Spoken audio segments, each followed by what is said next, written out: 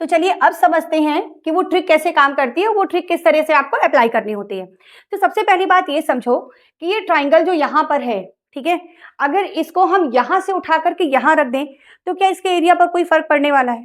Definitely नहीं पड़ने वाला है कि और उसकी पोजीशन बदली है। तो पोजीशन बदलने के लिए मैथ्स में क्या करते हैं, एक मेथड होता है कि अगर किसी भी पॉइंट की या एक से ज्यादा पॉइंट की हमें पोजीशन चेंज करनी है तो हम क्या करेंगे कि उसमें से कोई भी नंबर हम माइनस कर सकते हैं। फॉर एग्जाम्पल, अगर कोई कोऑर्डिनेट x, y है, इसकी हमें पोजीशन बदलनी है, इसका ओरिजिन चेंज करना है, तो हम क्या करेंगे, x में से कोई भी नंबर माइनस कर सकते हैं। जैसे मान लो मैंने h माइनस कर दिया, y से भी कोई भी नंबर माइनस कर सकते हैं। सपोज करो मैंने k माइनस कर दिया। अब यहाँ पर ये जो h और k चूज किए जा रहे हैं, ये हम बहुत वाइजली चूज करेंगे। कैसे चूज करेंगे? हमारा ये जो ट्राइंगल है, इस ट्राइंगल का कोई एक कोऑर्डिनेट ले लेंगे। जैसे मैंने फर्स्ट वाला ले लिया, 1 3 ले लिया। अब इस 1 3 को हम हर एक कोऑर्डिनेट से माइनस करेंगे। 1 3 को इससे भी माइनस करेंगे, इससे भी करेंगे और इससे भी करेंगे। उससे क्या होगा, ट्राइंगल की केवल पोजीशन बदलेगी, उसका एरिया नहीं बदलेगा।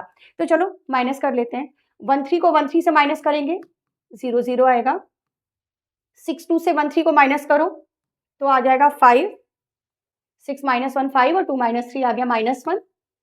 और 4 7 से माइनस करो तो 4 माइनस 1 हो गया 3 और 7 माइनस 3 हो गया 4। वो जो मैंने ट्रिक बताई थी उसको भी मैं थोड़ा थोड़ा समझाती जाती हूँ यहाँ पर।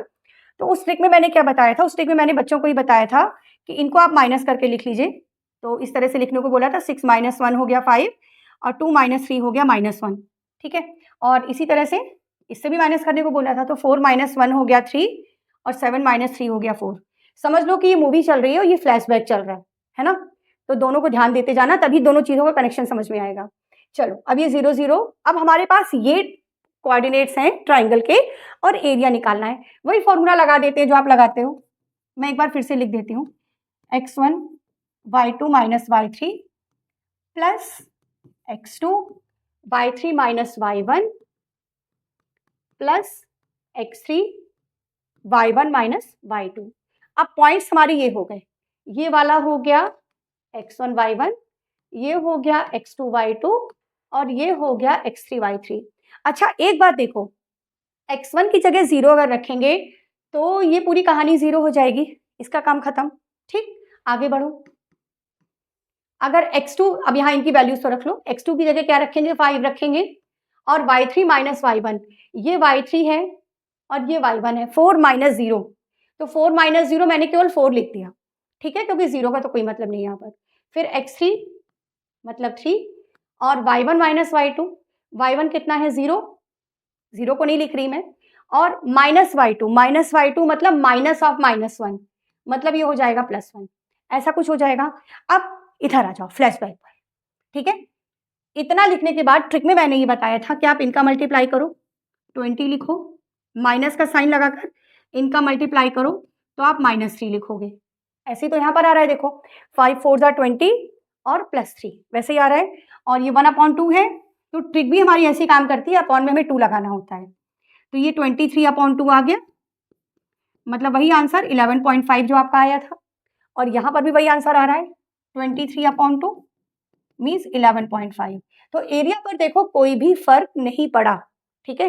तो इस पूरे सेशन की कहानी ये है कि मेथड तो आपका वही है लगाने वाला, जो मैंने पिछली स्लाइड पर आपको बताया। चेंज करके आप इस तरह से वर्क कर सकते हो, कोऑर्डिनेट चेंज करके। बट अगर आपको ट्रिक याद करनी है, वो ट्रिक अगर आपको ध्यान रखनी है, तो केवल इतना आपके लिए इनफ है। आपको केवल ये माइनस करो, ये माइनस करो, क्रॉस मल्टीप्लाई करके अपॉन 2, बस केवल इतना करना है। बट ट्रिक हमेशा नहीं लगानी है। अगर डिस्क्रिप्टिव क्वेश्चन आए तो प्रॉपर फॉर्मूले के साथ करो, ऑब्जेक्टिव आए या एमसीक्यू में क्वेश्चन आ जाए, कॉम्पिटेटिव एग्जाम में आ जाए स्पेशली, तो ये ट्रिक अप्लाई कर दो, ठीक है। अब सारी बातें क्लियर हो गई। होता क्या है, केवल ट्रिक बताओ तो बच्चे परेशान होते हैं कि ये मतलब लगता है ना कि ये बड़ा जादू सा हो रहा है, ये क्यों हो रहा है। मैथ्स में जादू कुछ भी नहीं होता है, हर चीज के पीछे कोई ना कोई लॉजिक जरूर है, ठीक है।